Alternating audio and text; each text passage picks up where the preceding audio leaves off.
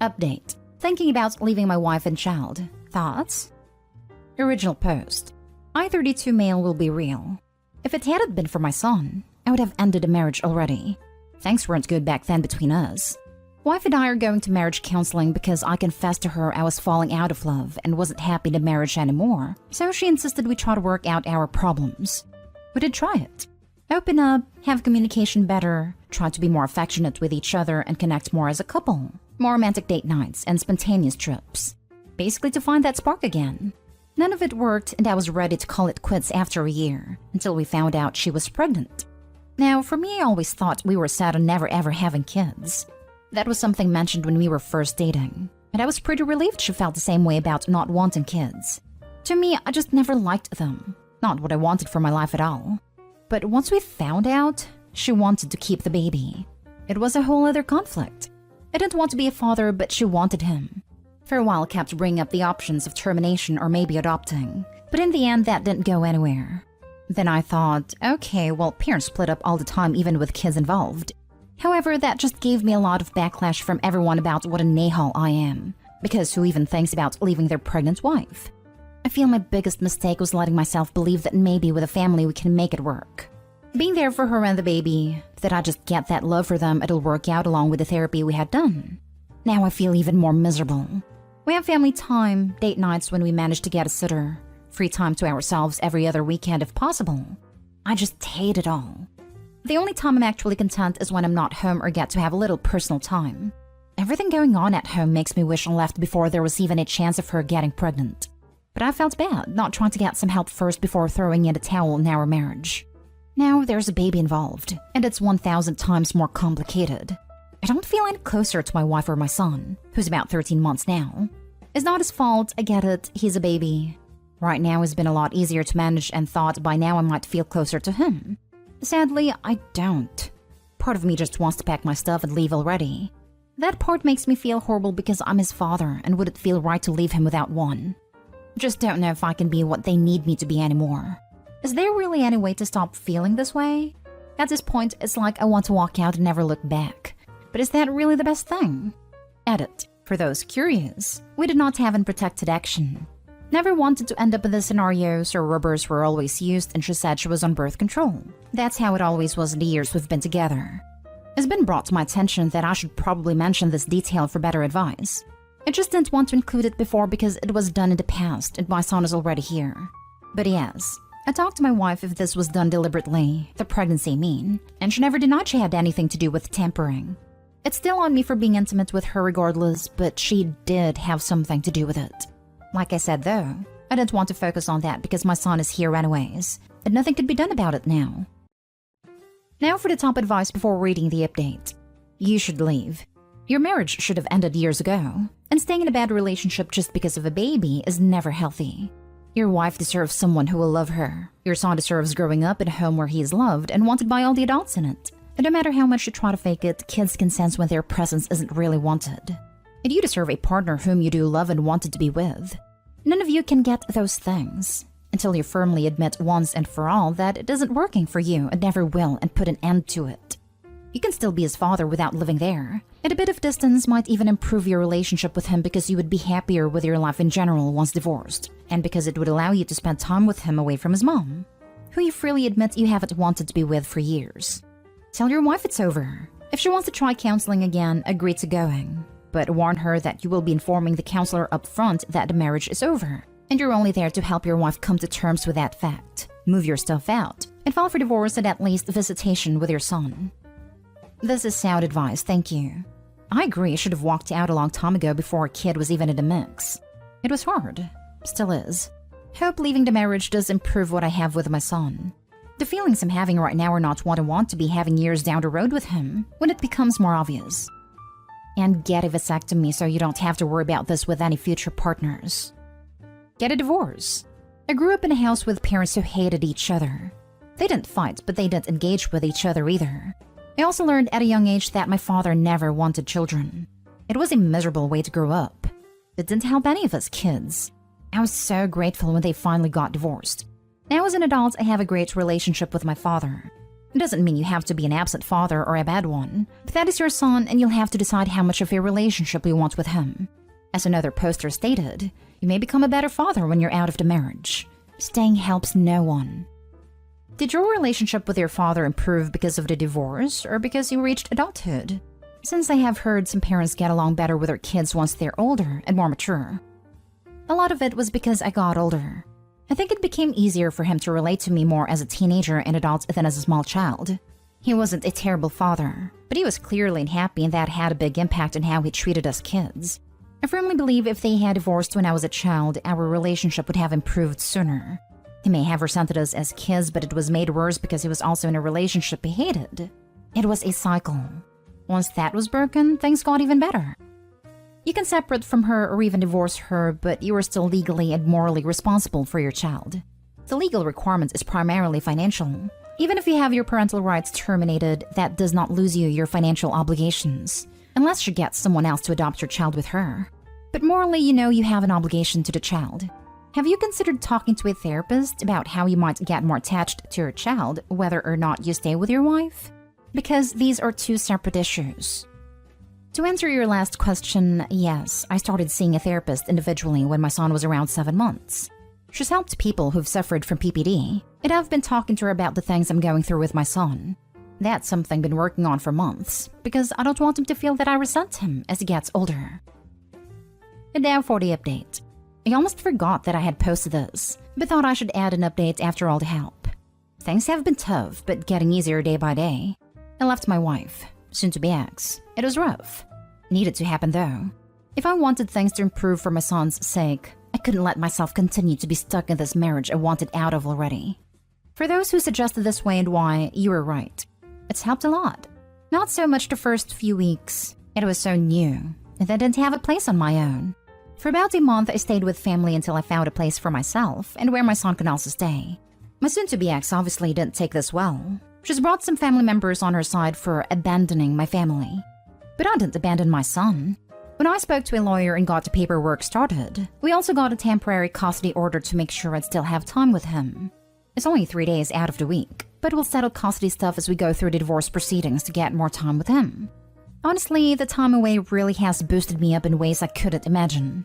When my son is with me now, I feel lighter. Not trapped like I felt back then, and I know in my heart I can't ever not be in his life. No matter how he came into this world or what she did, he's innocent in this. Still seeing the same therapist, and I've been more open about my past to really get to the root of my actual issues in regards to the disconnect I had been feeling with my son. Since some of you really encouraged me to be honest to my therapist about what happened. Feels like there's been lots of improvement, and it makes me so hopeful for the relationship I can have with him in the future. He is still so little, and I know there's time to learn to be the dad he needs me to. Thank you so much to all of you here who took the time to really give me solid, amazing advice. At least I know that this was the best decision to make. And now I get to fully try to bond with my son without any negative feelings about my marriage pulling me back. I'm glad that things are looking up, and that it's improving your relationship with your son. Keep up the hard work and good luck with everything. Not all perfect right now, but it's a start. I haven't felt this hopeful for the future in a long time. It's like a breath of fresh air. Yo, as one of many children with divorced parents, A, good on you for splitting sooner rather than later. B, see if y'all can work out a schedule that's not days of the week but weeks of the month. It's freaking blue, packing up my stuff all the time to get tossed around once or twice a week over some disagreement over custody. I don't take it too hard if your kid has a rough time making that switch. I love my dad, but man was I always in a sour mood when he came to pick me up, just because I had no close friends living nearby. Best of luck to you. I hope you all find happiness. Just to give some hope, OP, when my wife and I split, she did not care for it at all. The court ordered 3 days every other week, but we never stuck to that and I had them often. Maybe she'll be open to that when she cools down. I'd like to believe that. Last thing she said is she'll make sure I can never see him anymore. If those were words of anger or she was serious, well, I don't know, but I'll fight for time. Always communicate through text and voicemails. If you live in a single-party consent state, then record your conversations with her too and give them to your lawyer. Threatening to take away your parental role out of spite is not going to look good for her in court. Luckily we do, and I've managed to bait her twice after I moved to my new apartment and asked to see my son, which she refused unless I came home. It's all in text. You can't argue with the evidence. You made the right choice, Sophie. I'm glad you are now feeling better and bonding with your kid. Keep it up. This is a place I was afraid I'd never manage to get to, but I'm happy that I did. It's not perfect, and there's still issues that need to be worked on further. But the fact that I can actually play with my son and hold him and think, God, I love this kid, it's so much better than where my head was a few months ago. Now for the last story. I, 28 male, have been with my girlfriend, 27 female, for nearly 3 years.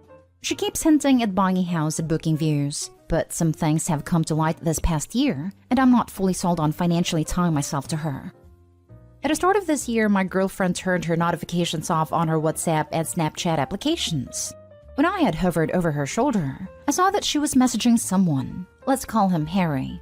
After catching her at the right moment, as in just scrolling past a photo of Harry on her Facebook feed, I casually said, "Who is that?" Since she didn't know I knew she was messaging him, it came across as a random question. After I asked her the question, she started reeling off how he was obsessed with her in school and asked her out multiple times over the course of 5 years. Obviously, this didn't sit right with me because Harry's single, and if he was obsessed then, he probably is now. Plus, their conversations clearly aren't PG in my eyes, as it warranted her to turn off notifications on the apps she was talking to him on. To cut this story short, I snooped on her phone and found that she had deleted both chat logs on both apps. But I found something else that worried me. During our dating period, we had visited all different places like York, lakes, and even glamping. So I can say we were pretty obviously exclusive, especially since we deleted our dating apps. However, I found a text messages to her ex of 7 years saying, "What was I supposed to do? You said it was over and you didn't want to sort it, so I've moved on." And another said, "Just unblock me, I want to sort it out." This one was while we were away in New York and obviously having a good time. The worst thing is that, at the time, she mistakenly called me by her ex's name, and I thought nothing of it since she'd been in a relationship with him for over 7 years, the benefit of the doubt and all that. Then on her Facebook Messenger, she had messaged saying, "I can't talk to you as I'm with someone and it's disrespectful towards him." Yet I found more messages after the last Christmas saying Happy Christmas, and I'll speak to you around your birthday. He replied saying how it's stressing him out her messaging him, but she continued anyway. I always found it odd why he had messaged me when we first got together, saying he was going to smash my head in, and messaged her saying that she's his, and that my teeth are getting knocked out. I just put it down to 7 years and that he's an obsessive ex, as they do exist. Back to the issue. I raised it and got a balking for going on her phone, which was fair enough. But after trying to deflect it on me, I finally got to the bottom of it, and she said that she was sorry and all that, and she can't remember why she was saying that at the time, and can only apologize and turned her notifications on again. So I did what I always do, and forgave her but never forgot. Now coming down to looking at houses. I kept sending her houses and she was never replying, until I vocally told her I'd sent them. Turns out her Snapchat and WhatsApp notifications are off again, and I mentioned it. She said there's a group chat she's part of on WhatsApp that gets spammed, so I told her how to mute it and expressed how it's vital. She looks and sees my messages on time for us to buy a house, which remembers her idea. She wants to do this. Anyways, I tested out a week later and she still got the notifications off. Now, I know I said let it go, but now she's turned her notifications off again. It just brings it all back. And honestly, I have this gut feeling that she's going to screw me over, and I'll be financially tied to her if I get a joint mortgage. We also have a dog, which complicates things further. You see, from my point of view, I had an obsessive ex. Each time she messaged me, I told my girlfriend what she said and when she said it. I made it clear to my ex multiple times I didn't want anything to do with her yet. My current girlfriend was sending happy birthday and happy Christmas messages to the ex that said he would smash my head in, and repeatedly told her that she was his, instead of just telling him how it is and blocked. I know the messages were from nearly 3 years ago, and I know the other messages were just happy birthday and happy Christmas last year, but it's also the stuff with Harry, which I never mentioned, but I gathered it was something she shouldn't have done, since she made a point of deleting the conversations. At the start of their relationship, I set a boundary which was, I just want to be with a person that hasn't disrespected me in any way, shape, or form, and that included messaging exes or other lads in a way that would be disrespectful towards me. It'd make me look like a fool. Regardless of how I've left it, and I've left it 12 months, I just feel like something eventually is going to happen, and I just can't shake the gut feeling she had an emotional affair with Harry behind my back. Trust your gut, man. Always. It's usually right. I think all of your concerns are valid, and it doesn't seem like she's trying to remove them from her life either. The fact that he threatened you and she sends him Christmas messages and birthday messages is enough BS for me to call it quits. And honestly, even if you're wrong, you clearly don't trust her. You shouldn't be in a relationship with someone you don't trust, much less buy a house with them. I counted here. Don't buy a house with someone you're not married to. That is all. Yeah, this. I bought a house with my boyfriend/best friend of literal decades, and I'm still in the process of trying to disentangle, 4 years after our breakup. Are you me? It's such a pain.